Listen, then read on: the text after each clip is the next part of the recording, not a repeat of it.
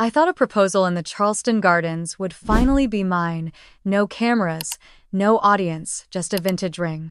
I once stared at through an antique window and the man I loved for 8 years, but when I called my mother Lorraine, she didn't ask how it happened or what I felt. She just sighed and said, "Did you tell Tessa yet she's delicate right now?" And that's how it began. A wedding that was never mine. A mother who called my boundaries selfish, a sister who messaged my fiancé, and a vow we had to take, barefoot on foreign sand, because home wouldn't let us be happy. There were no photographers hiding in the bushes, no crowd watching with hushed anticipation, no flash mobs or choreographed anything. It was just us. A quiet Sunday afternoon in early October. The trees were beginning to turn gold, dusting the edges of the leaves. A light breeze moved through the hanging moss like a whispered secret. Everything felt still sacred. We had taken the long path that curled around the koi pond, then wandered into a secluded grove where the ground was soft with fallen petals. I had paused to admire a bench tucked between 2 magnolia trees. When I turned, Owen was already kneeling in front of me, his hands slightly shaking but his smile steady. He didn't say much. He didn't need to. We'd been together for nearly 7 years. The love was already there, worn in like favorite denim. He opened the box slowly, and inside was a ring I hadn't seen in months but instantly recognized. A vintage band, simple and elegant, the kind I'd once stopped to admire in the dusty window of a tiny antique shop on King Street. I hadn't even pointed it out seriously. I just laughed and said I liked rings that looked like they had lived through a few good stories. Not ones that sparkled for attention, but ones that stayed quietly beautiful through time. I remember the exact feeling that ran through me when I saw it in his hands. Not shock. Not even tears. Just stillness. The kind that happens when everything for once aligns. I said yes. Of course I did. He stood, we kissed, and that was it. No cheering, no camera clicks. Just the soft rustle of wind through trees and the sound of our hearts syncing up again. We celebrated afterward with sweet tea and fried green tomatoes at a small diner near the harbor, the kind with cracked leather booths and waitresses who called you Han. It wasn't fancy, but it felt right. We held hands across the table and joked about the worst wedding themes we could come up with. Viking chic. Clown formal. Cat cafe couture. For those few hours, it felt like the world belonged to just us. No one knew yet. It was ours alone. The next morning, I woke up wrapped in Owen's hoodie, my feet tucked under his legs, my ring catching the first light coming through the kitchen window of our apartment. He was still asleep, arm across my waist, breathing slow and even. I lay there for a long time just watching him, thinking, this is what safety feels like. After making coffee, I stepped out onto the small balcony, phone in hand, and dialed my mother. She picked up on the third ring. "Hi, sweetheart," she said. Her voice was clipped but pleasant. "Are you calling from work?" "No," I said and smiled. I waited a moment. "I have news." A pause. Just long enough to notice. "Owen proposed yesterday. At the gardens. It was beautiful." I said yes. Silence. "Have you told Tessa yet?" The words landed like ice water down my back. "What Tessa?" she repeated slower, like I might have forgotten who my own sister was. "You know she's still fragile. With everything that happened with Drew, it's been a hard year. You should tell her soon." Carefully. That was all. "No." "Congratulations." "No." "Tell me everything." No joy in her voice, just concern for Tessa. I blinked, looking down at my coffee cooling in my hand. I could hear the clink of dishes in the background, the distant murmur of the television. She was multitasking, as always, as if I had interrupted her with something trivial. "Right," I managed. "I'll call her." "That's good," she said. "She'll probably take it better coming from you directly." Take it better, as if my engagement was a bombshell. As if my happiness was a threat. I hung up a few minutes later, politely, calmly, my voice never cracking. I even thanked her for picking up. When I set the phone down, my hands felt cold. A minute later, Owen walked into the kitchen, rubbing sleep from his eyes. "Everything okay?" she asked if I told Tessa yet. I said. Owen leaned against the counter, reading my expression. "That's all. That's all." He didn't say anything else. He just came over and pulled me into a hug. I let him. I needed it more than I wanted to admit. We spent the rest of the day sketching out ideas for the wedding. Not details, just big picture stuff. Mountains or coast, small or smaller. He joked we could just elope and skip the drama. I laughed, but there was a tightness in my chest that wouldn't go away. That night, as I lay in bed, I kept hearing my mother's voice in my head. Have you told Tessa yet? She didn't ask about the ring. Didn't ask how he proposed. Didn't ask how I felt. It was as if my moment had to be measured against someone else's pain before it was allowed to matter. I tried to rationalize it. Maybe she was caught off guard. Maybe she'd call back later with excitement. Maybe she was just trying to be protective. But I knew better. It wasn't the first time my joy had come second to my sister's sorrow. And deep down I knew it wouldn't be the last. So we moved forward anyway. We booked a small mountain lodge outside Asheville for mid-January. The kind of place with creaking floors, fireplaces in every room, and views that made silence feel like music. 90 guests, mostly close friends, and a few cousins I still trusted. The color palette was soft blue and ivory wintry, but warm just like I wanted. Wild roses, candlelight, handmade pies instead of a cake. No spotlight, no staged moments, just intentional joy. Owen loved the idea of a live folk trio. Naomi, my best friend since college, volunteered to coordinate the bridal party details. Even my coworkers at Harlan Media surprised me with a bottle of champagne and a bouquet the day I told them. There was a current of peace running under it all, like things were finally moving towards something that was mine. Then 6 weeks later, Tessa announced her engagement. It came through Instagram as always. A sunset rooftop photo in Charlotte. Her in a tight backless lace dress holding hands with a man I had never seen before. The caption read, "When you know you know.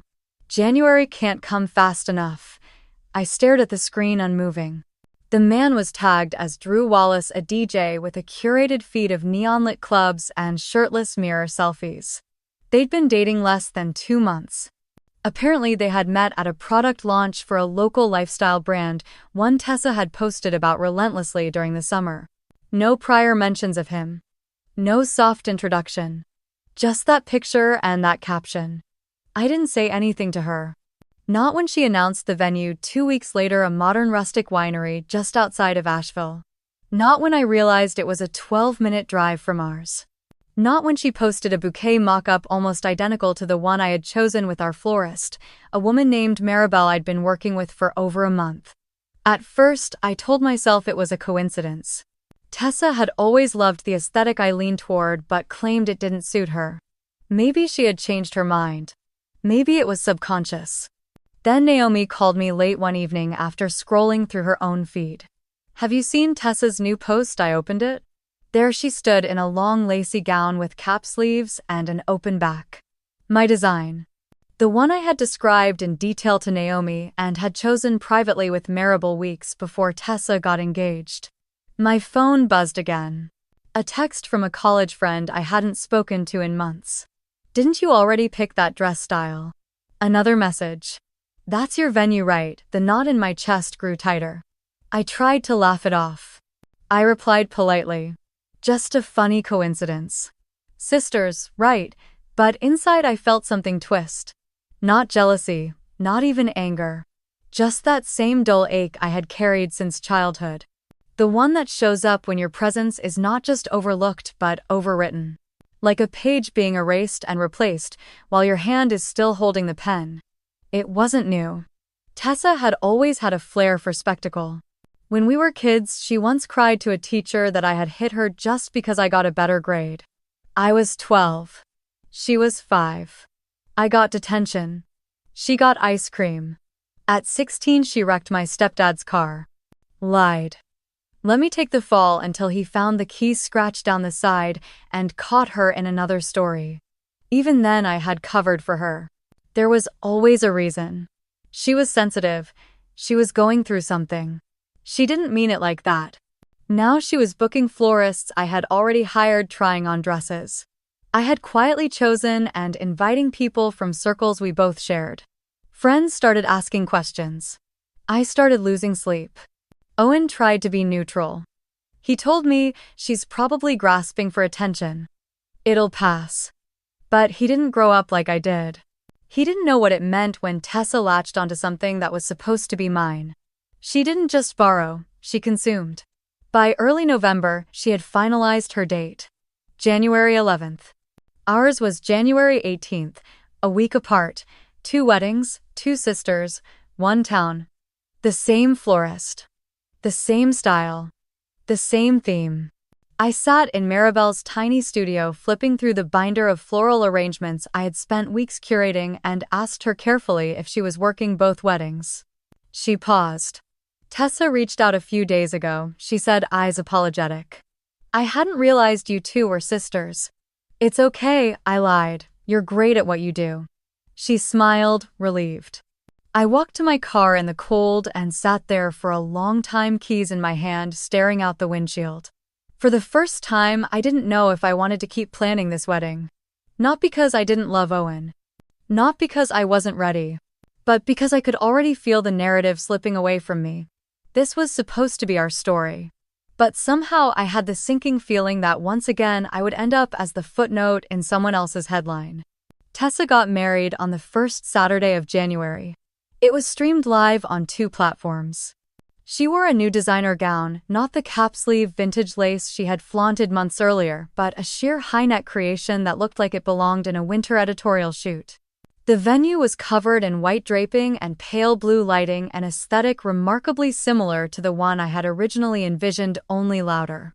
More curated, more performative. I watched 15 minutes of it from my laptop, curled up on the couch with a throw blanket pulled over my knees. Owen was in the kitchen making coffee, and I didn't say a word. Tessa's voice drifted from the speakers, sweet and trembly, thanking Drew for rescuing her heart. I closed the screen before the vows ended. I didn't want to know if they said the same lines we had planned. She didn't invite me.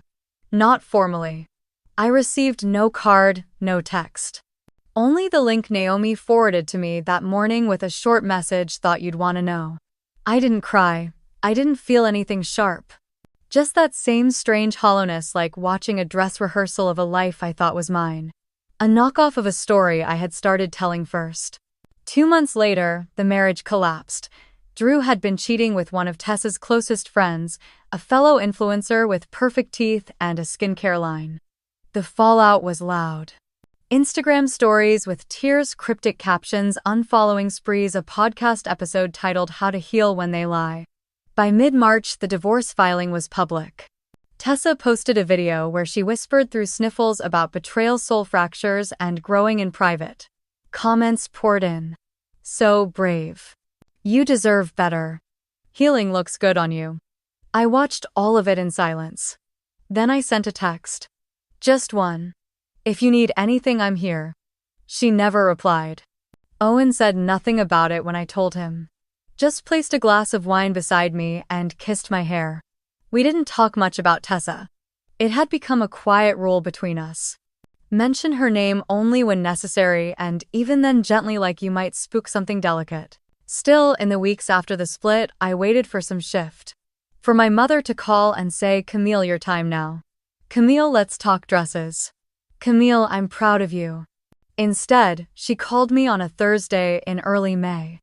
Her voice was light, too light, the way it always was when she was winding into a request.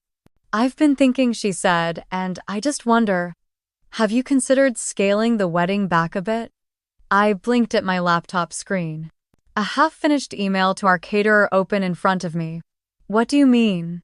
Just something smaller, Lorraine said. Maybe a chapel. Something intimate. Close family. Simple. It's just.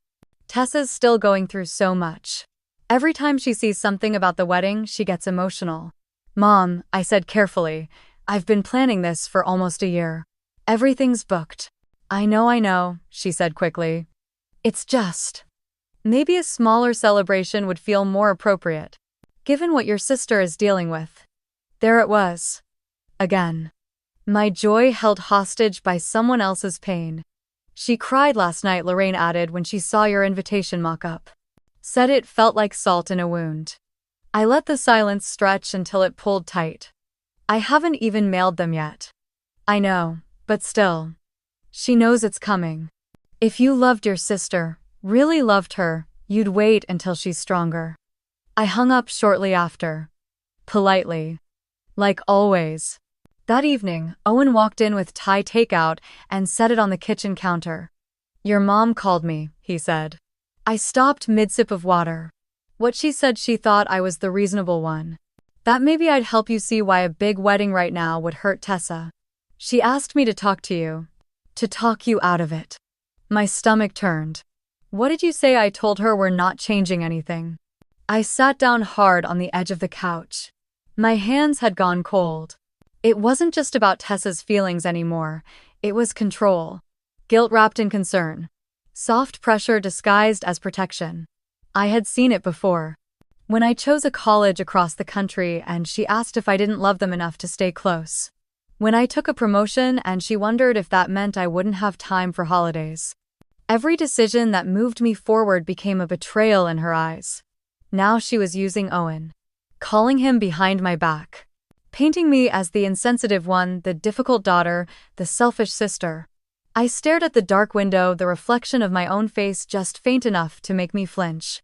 I had been here before, but this time I wasn't 12 and scared of losing their approval. I wasn't 19 and desperate to keep the peace. I wasn't 28 and exhausted by every holiday dinner ending in a silent war. This time I was 34. And I was done trading my happiness for their comfort. We got the Thanksgiving invite from Aunt Ruth in mid-October. Owen was the one who read the card aloud at the kitchen counter, his voice, even his expression, unreadable. I already knew it was coming. Ruth hosted every other year, and after everything that had happened with Tessa's divorce, it made sense for the family to rally. I placed the card in the junk drawer without comment. The plan was to decline. I had already started drafting a polite excuse. Work deadlines. Pre-wedding errands. A destination honeymoon planning call. But then 2 weeks before the holiday, Owen looked at me across the table and said gently, "You have every right to be there." I wanted to say no. Wanted to curl into the comfort of silence, let them gather and perform their traditions without me. But something about the way he said it, no judgment, just quiet conviction, made me pause. So we went. The drive to Millbrook was over 2 hours. Cold sunlight spilled over bare trees and the sky was a dull sheet of gray. The closer we got to Ruth's house, the tighter my chest became. My fingers curled around the seatbelt like it could anchor me to something steadier than my own spine. When we pulled into the driveway, I saw familiar cars lined up along the curb. Lorraine's silver SUV. Dad's old Navy sedan. And Tessa's new white hybrid parked perfectly at the front like a showroom display. Inside the house was warm but somehow still chilly. Not in temperature but in tone. Ruth greeted us with a hug and a kind smile. She was always the softest of my mother's sisters, the one who sent birthday cards and never forgot the details I shared in passing. Her kitchen smelled like nutmeg and cinnamon, and for a moment I let myself pretend we were just another family with ordinary tension, nothing more. "Camille, you look radiant," she said as she ushered us in. "Tell me about the florist. Did you end up choosing hydrangeas?" I smiled and nodded, grateful for her lightness. We stood near the kitchen island chatting about arrangements and seasonal palettes while the others drifted in and out of earshot. Tessa arrived 20 minutes later wearing a cream-colored cashmere sweater and a long silk skirt. Her makeup was subtle but deliberate, her hair twisted into a soft bun. She looked like a lifestyle ad come to life, all muted tones and curated sadness. She barely glanced in my direction. Most of the afternoon passed in brittle civility. I helped Ruth set the table. Owen refilled drinks. Lorraine floated from room to room, commenting on centerpieces and pie textures, pretending nothing was amiss. We sat down to dinner just after 4. I was placed across from Tessa diagonally, which felt like a statement. She avoided my eyes, instead speaking softly to our cousin Maddie about a meditation app and the benefits of salt lamps. I focused on my plate. Turkey stuffing, roasted carrots. The same meal we had every year, but this time it tasted like cardboard. Halfway through dinner, as Ruth passed around the cranberry sauce, Tessa suddenly put down her fork and wiped under her eye. "I don't know how to do this," she said, quietly.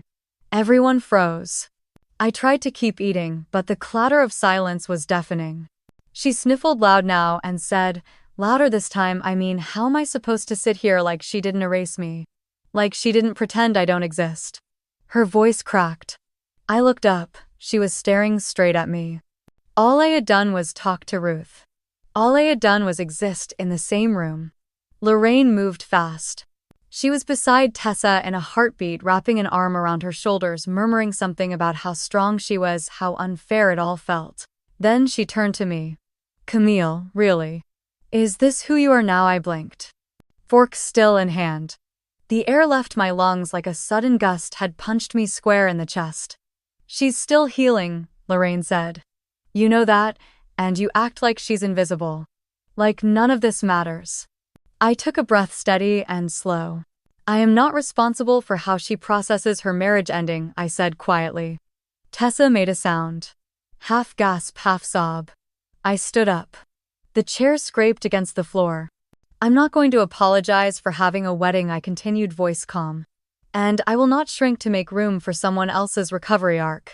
Lorraine opened her mouth, but I raised a hand gently. My wedding is not a stage for someone else's healing. No one spoke. Even the clinking of forks had stopped. I placed my napkin on the table and turned to Ruth. Thank you for dinner. It was lovely. Camille, Ruth started, but I shook my head. I need to go. Owen stood too. His hand found mine as we walked out past the stunned faces and untouched pie. We didn't speak until we were back in the car, seatbelts fastened, the engine warming. The windows fogged slowly with our breath. Outside, the sun had dipped below the horizon. The sky was the color of steel wool. I stared straight ahead, pulse steady now, but heart a little sore. Owen reached over and laced his fingers with mine. You okay? I nodded, then shook my head. I think I finally understand, I said. It doesn't matter how gently I step.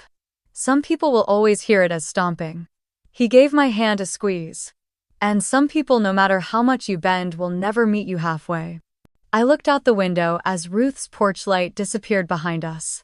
Somewhere in that warm house, dessert was being served, stories exchanged, maybe even laughter rising again like nothing had happened, but I wasn't part of that performance anymore. And that strangely felt like relief. I stayed up all night, not pacing, not crying, just sitting in stillness at the edge of our bed while the city lights blinked against the blinds. At some point, the coffee from hours ago had gone cold on the dresser, untouched. I wasn't waiting for peace. I was claiming it. By dawn, I opened my laptop and started typing, the cursor blinking steadily like a metronome. The email to my mother was short. Dear Mom. After repeated boundary violations and emotional manipulation, I have decided to rescind your invitation to our wedding. This decision is final and made to preserve my own well-being. Camille. I copied the same message to Tessa and hit send. No emotion, no drama, no explanation beyond what they already knew. It was not an act of cruelty. It was self-preservation. The first response came less than an hour later. My mother Lorraine replied with a single sentence. Your father would be ashamed to see you turning your back on blood. That was her pattern. Not concern, not understanding, but guilt dressed as moral superiority. I didn't answer. An hour after that, Tessa's email arrived. It was nearly 8 paragraphs long. There were no greetings, no punctuation in some places, and far too many exclamation marks in others. It read like a stream of chaos disguised as sincerity. You think you're so above it all. I've been struggling and you couldn't even be kind. You cut us off like we're disposable. You're breaking this family apart, Camille. I needed you, and all you could think about was a stupid party with fairy lights and gluten-free cupcakes. I don't even know who you are anymore. I read it twice slowly.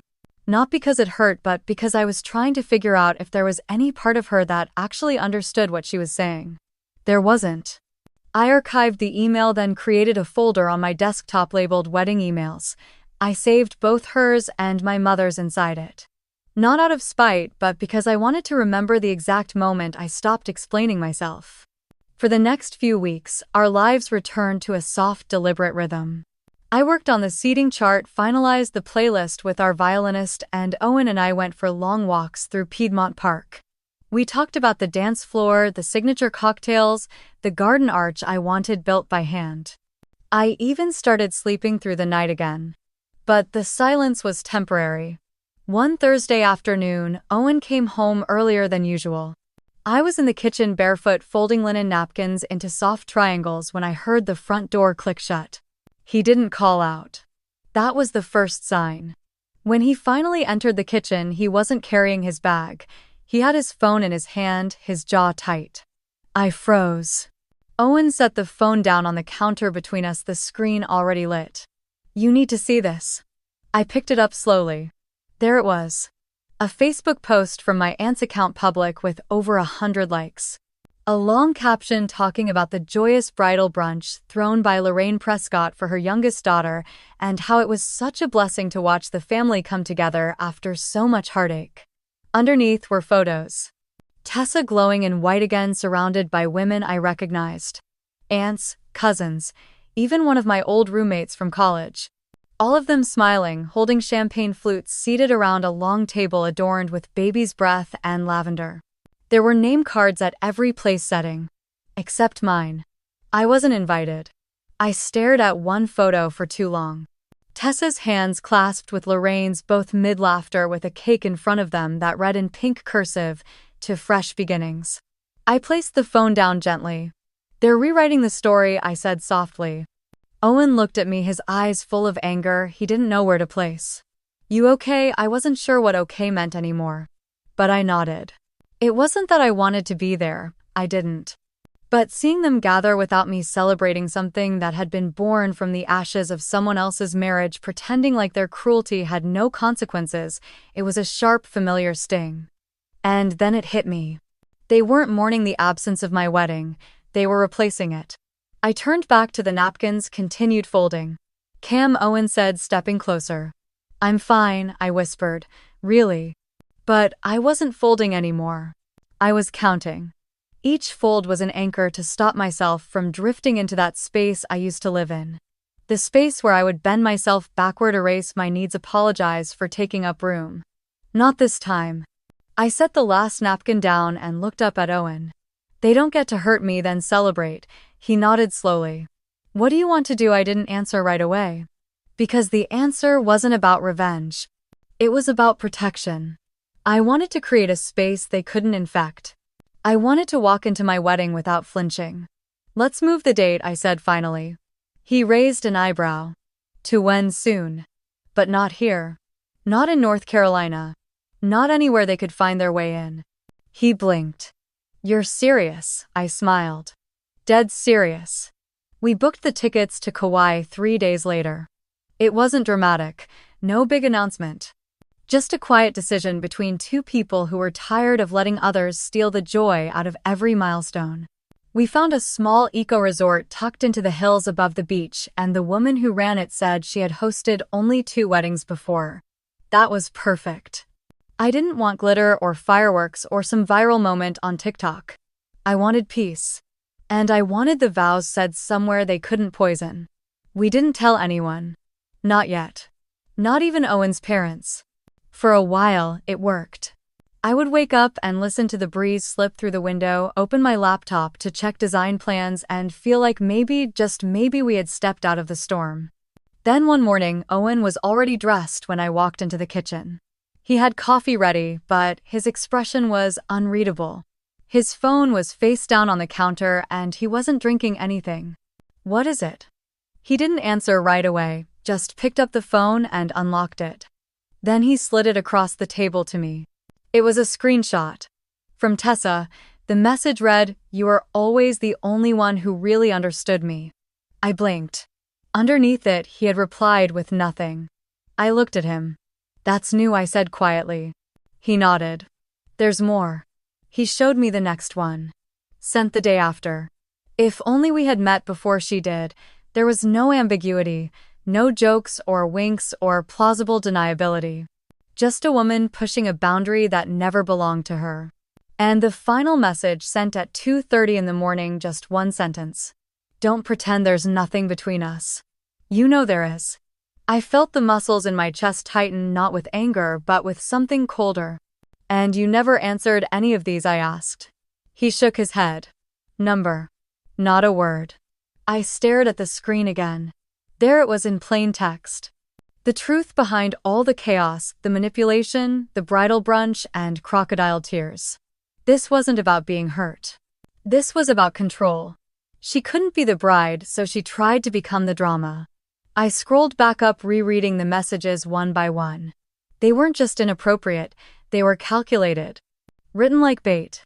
Like she was testing how far she could push before someone pushed back. Owen watched me carefully, waiting for me to say something. I'm not angry at you, I said, finally meeting his eyes. I know this wasn't yours to fix. He looked relieved but still unsettled. I just hate that she's still trying to twist something decent, he said quietly. Like nothing is sacred. I nodded slowly. She doesn't want you. She just wants me to lose. We sat in silence for a while. Not defeated, just tired. Then I stood, took the phone, and walked into my office. I opened a new email, typed in my mother's address, and attached each screenshot one by one. No commentary, no passive aggression. Just facts.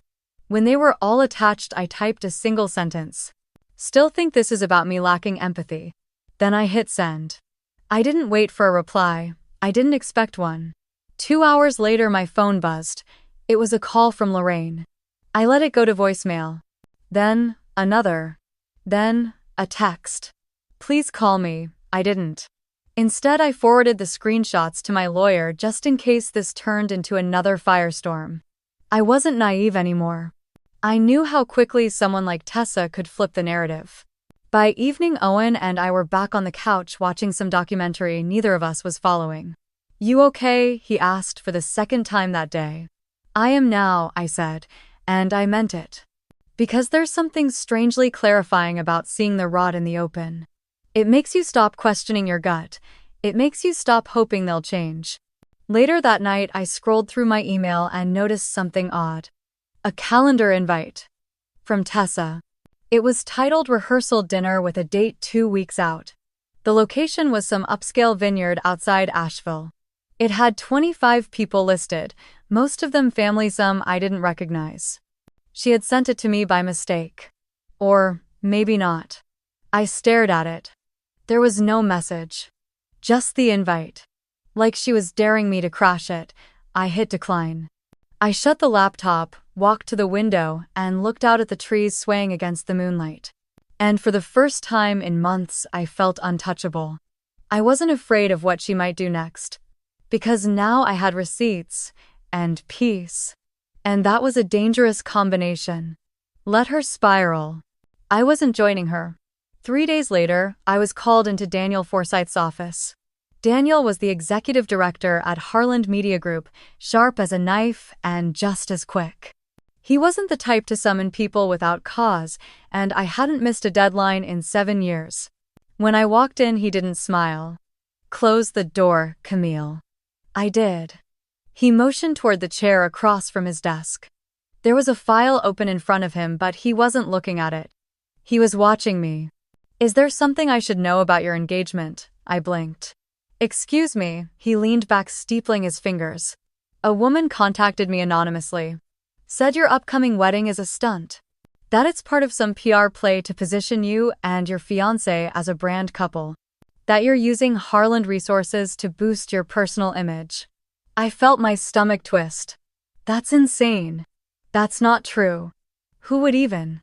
She said she was your mother. The air left my lungs. He watched my face for a reaction, probably expecting one. But I was too stunned to react. She claimed your relationship is fabricated. That your fiancé is being paid. That the wedding is a corporate tie-in for exposure. Her words. That's a lie, I said, my voice firm but low. I would never exploit my personal life for work. And Owen. He's not part of any scheme. He's a person. My person. Daniel was silent for a moment. Then he sighed. I thought so, but I had to ask. My hands were clenched in my lap. Did she give you any proof? He shook his head. Just a rambling email. No evidence, no real structure. But she mentioned enough names and internal projects that I couldn't ignore it. I looked at the file on his desk. May. He nodded. I scanned the printout. It was every bit as unhinged as I expected. Lines about how I never cared about family. How I used holidays for networking. How I planned the wedding to sabotage Tessa's own social standing. Then the final paragraph: I raised Camille to be strong. But now she uses that strength to hurt the people who love her. Maybe you should look into how she's using your platform. I closed the file and slid it back. Daniel rubbed his temple. Camille, I'm not going to take any of this seriously. You have my full support. But people talk. And perception is a fragile thing. I understand. And you might want to get ahead of this. Before it spreads. I nodded and stood. Thank you for telling me. Back at my desk, I sat frozen for several minutes. It wasn't just sabotage anymore. This was war. By evening, I was still reeling when Naomi called. Her voice was tight. Are you okay? I hesitated. I will be. She sighed. I wasn't going to tell you this today, but I think you need to know. Tessa's been posting about me. What, on her backup account? The one with the soft filter pictures and wellness quotes. She posted a photo from last year's bachelorette party. Captioned it something like, "Some friends only show up when the champagne flows. They don't protect family, they just play favorites." I swallowed. It had hundreds of likes. And a few comments that mentioned me directly. One said I was a snake. Another said I was exploiting your name to push my influencer stuff. Naomi's voice cracked slightly. Camille, I can handle trolls. But your sister is making me a target. She's turning your wedding into a war zone. I know. And I hate this. Because I wanted to be there. Fully, joyfully, as your friend. Not someone dodging knives on the internet. You still can be, I said softly. But I understand if you need space. I'm not bailing. I'm just hurt. And angry. And tired. Me too. We sat in silence for a beat. She's trying to make it about her, Naomi said. Again. I know. What are you going to do? I'm not sure yet. But I was. Later that night, Owen found me packing a small box of stationery and wedding favors into a drawer. Are we canceling? No, I said. We're reclaiming. He looked confused.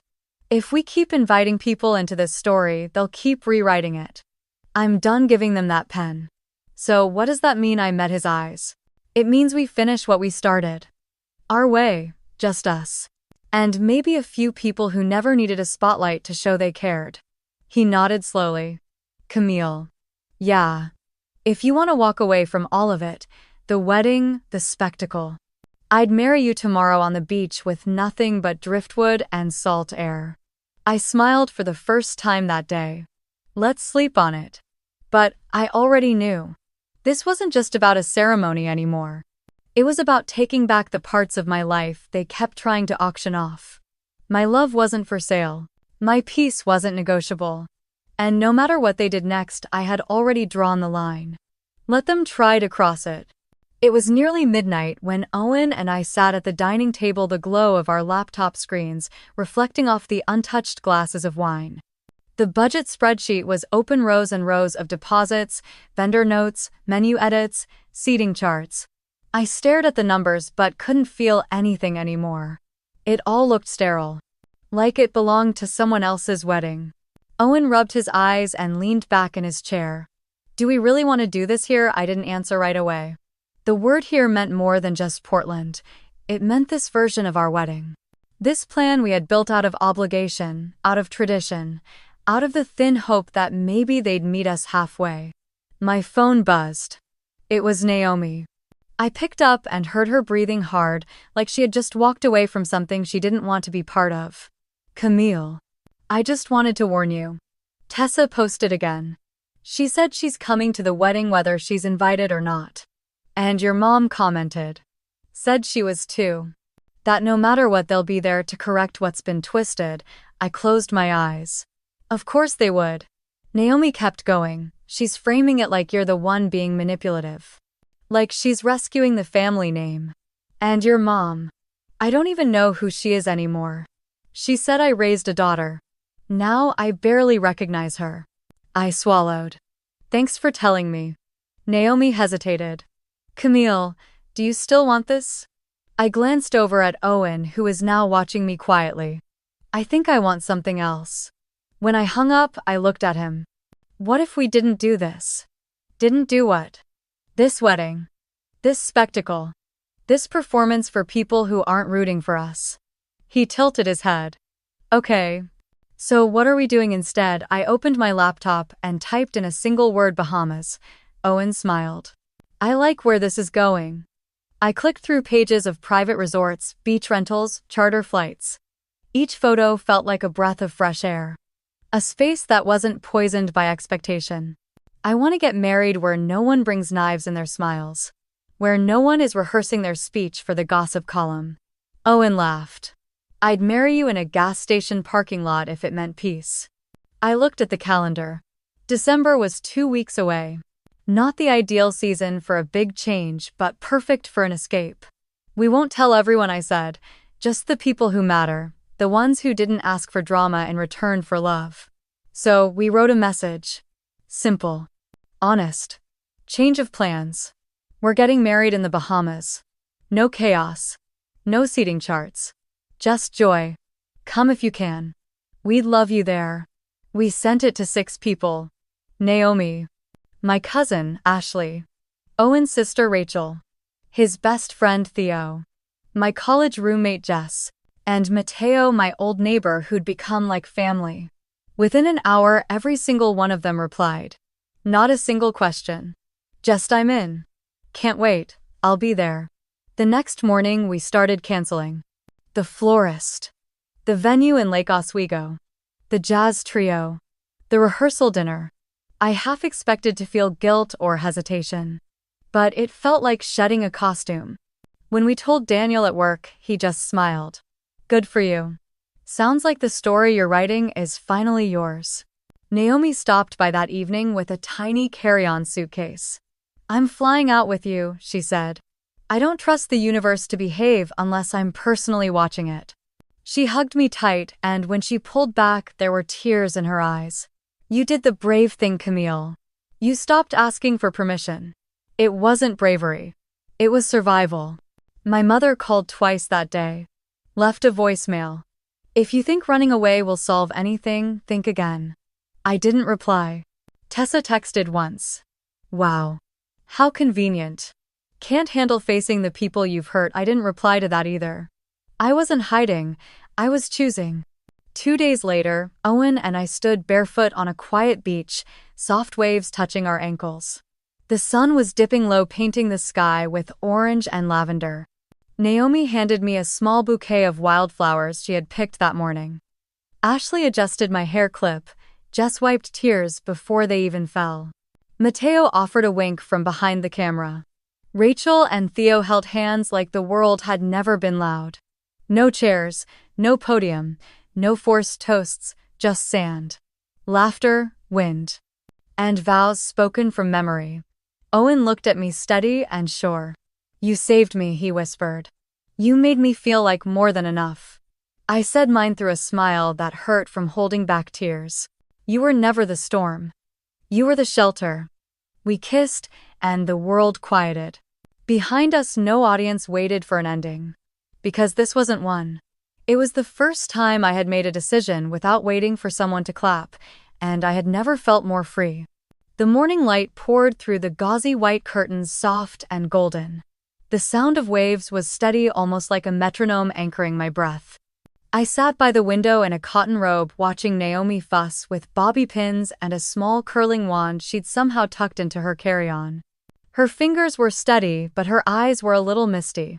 You know you're the first bride I've ever styled. She smiled through the mirror.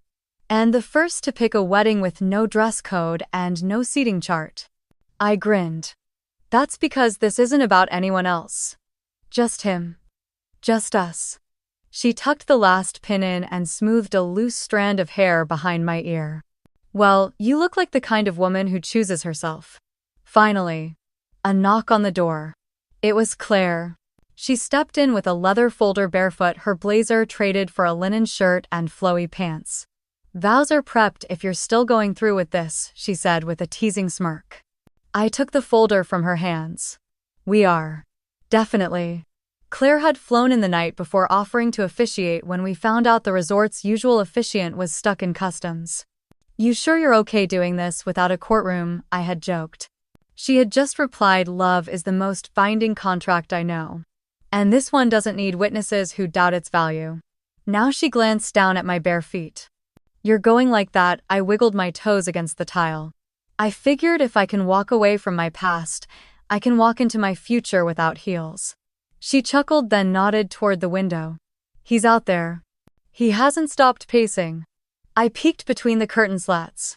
Owen stood near the shoreline, his back to us, suit pants rolled up to his calves, shirt sleeves, cuffed holding a single white flower. He looked calm. Sure. As if he'd been standing on that beach all his life just waiting for me to show up. My heart thudded once deep and slow. Naomi placed her hand on my shoulder. It's just a walk, she whispered. And you've already taken longer steps than this. I nodded.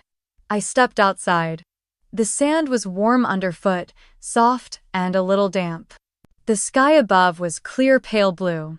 A handful of chairs had been placed in a wide circle, not in rows. Everyone was barefoot. Rachel waved. Mateo held up his camera. Ashley and Jess clapped their hands once when they saw me, but then fell quiet again, letting the moment speak for itself. I walked slowly. Not because I was afraid, but because I wanted to remember every second. Each footstep felt like a promise to myself. Claire stood by the water smiling, a folder in one hand and a shell in the other. Owen turned. And I forgot how to breathe. He looked at me like the world had finally stopped spinning. Like there was nowhere else he'd rather be. I reached him and he took my hands. His palms were warm, solid, familiar. Claire began speaking, but her voice felt like wind, soft and distant. All I could hear was Owen's breath. All I could feel was his thumb brushing the side of my hand. Do you want to say your vows first? Claire asked me. I nodded. I looked at him. I don't have a perfect past. I don't have a family who cheered me on or a home full of photo albums. But I have you. And in you, I found something better than perfection. I found someone who listened, who stayed, who never made me feel small for wanting more. I'm not promising you ease or predictability. But I am promising you honesty. Laughter. A hand to hold when things fall apart. And a voice that will never disappear when things go quiet. He blinked fast, nodded once, then cleared his throat. Camille, you came into my life like a soft answer I didn't know I was waiting for. You reminded me that strength doesn't mean silence. That love isn't control, it's release. I vow to never ask you to shrink. I vow to grow beside you. To listen when I'm wrong, and to celebrate when you win. I'll love you loud even on the days the world tries to dim you. Claire took a step closer. Then, by the power not vested in me by any state but granted freely by your love, I pronounce you married. Not as a declaration of ownership but as a celebration of choice. You may kiss, he did, and I let go. Not of him. But of everything else. No cameras were shoved in our faces. No aunt whispered that the dress was too simple. No mother watched through narrowed eyes. No sister made a scene. It was quiet. Just salt and wind and joy. Later that night, we sat around a bonfire roasting marshmallows and sipping chilled wine. Someone had brought a Bluetooth speaker. Naomi played our favorite song. Mateo started a slow clap, pulling us up to dance. Owen spun me once, then held me close. You know what my favorite part of today was, he whispered. What? That we didn't ask anyone's permission. We didn't need it. I nodded. We wrote the story. And no one tried to edit it. In the distance, someone lit a sky lantern. It drifted upward, steady glowing. I watched it float until it vanished into the dark. That night, when we curled into each other under white cotton sheets, and the windows opened to the sound of waves, I thought for the first time in years. This is what freedom feels like when it's not something you have to justify. And it felt like home.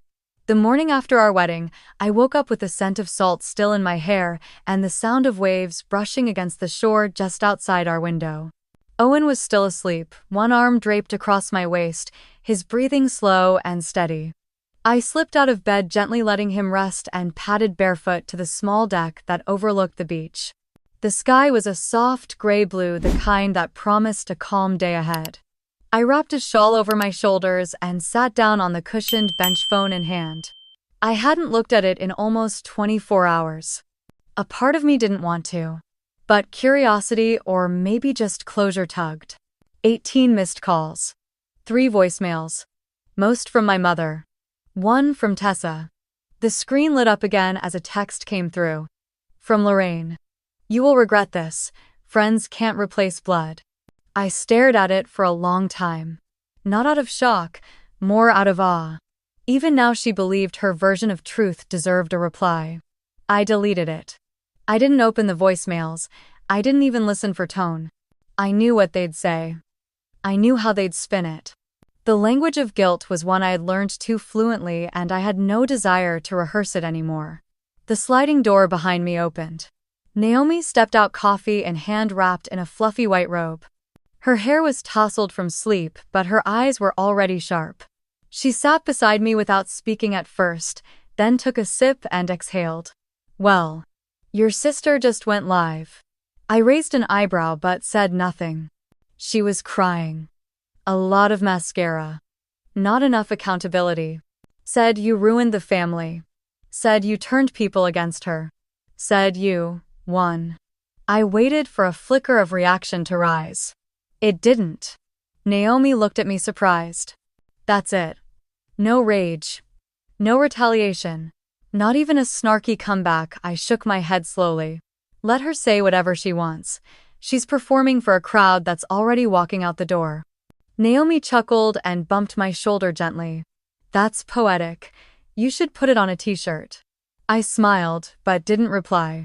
It wasn't about victory. Not really. Not anymore. It was about space. For years I had chased their approval like a dog chasing headlights.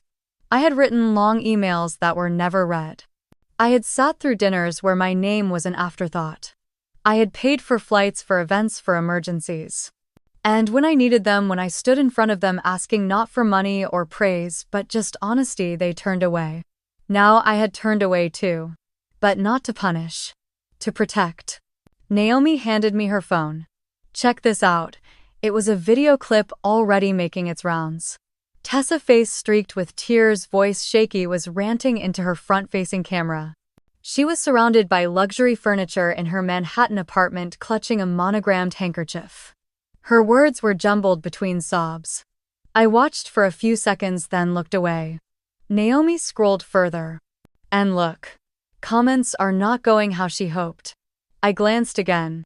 One comment read, "You mean the sister you publicly humiliated?" Another said, "Funny how consequences feel like betrayal when you're not the one controlling them." Others were worse. Turns out, the public didn't forget the bright cap stunt. Or the sudden board vote. Or the mysteriously missing files Camille had been blamed for. The tide had turned. And I hadn't needed to lift a finger. Owen came out sometime later, squinting into the light, his hair still messy, his face soft with sleep. He walked over, leaned down, and kissed the top of my head. How bad is it? I looked up at him. Not bad. Just loud. He rubbed the back of his neck. Think we'll get peace today, I shrugged. We already have it. Everything else is just noise.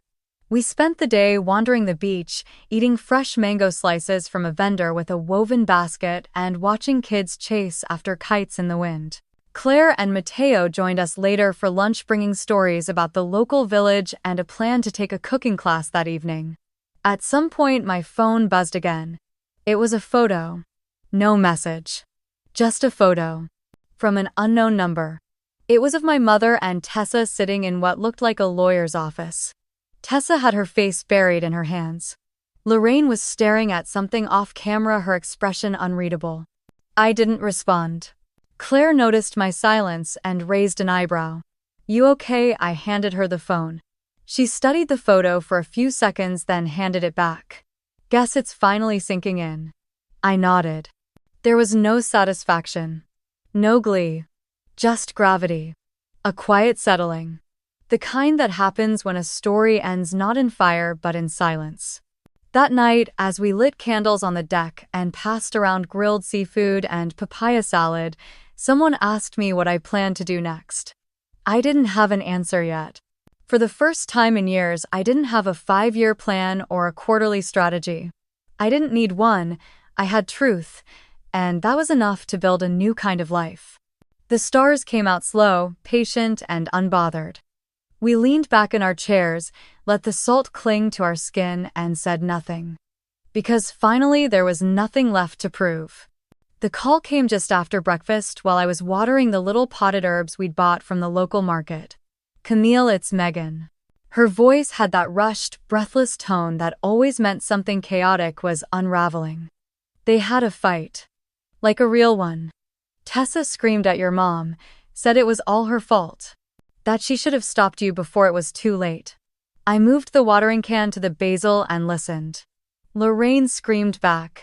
Told her to stop blaming everyone else. Said, and I quote, "Maybe if you spent half as much time fixing things as you do performing your pain, we wouldn't be here." I leaned against the kitchen counter and closed my eyes for a second. Megan kept going. And get this. Tessa broke a vase. Threw it at the wall.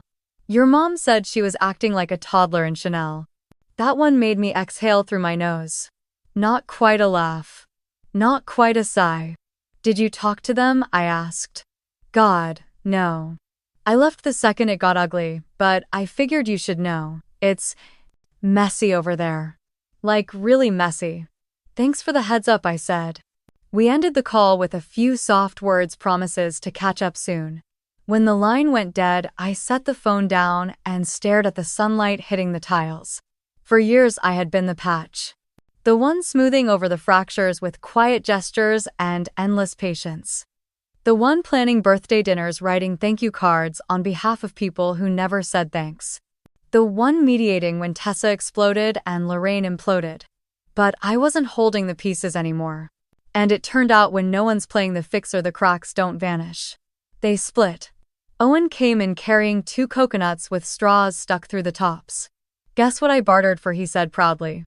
I took one, smiling. You and your tropical hustle. He sipped, then squinted. You okay? Yeah. Just got off the phone with Megan. Let me guess. Drama, glass shattering drama. He raised an eyebrow, but didn't press. We took our drinks out to the beach chairs and let the morning drift around us. It was quiet except for the soft churn of the tide and the occasional gull.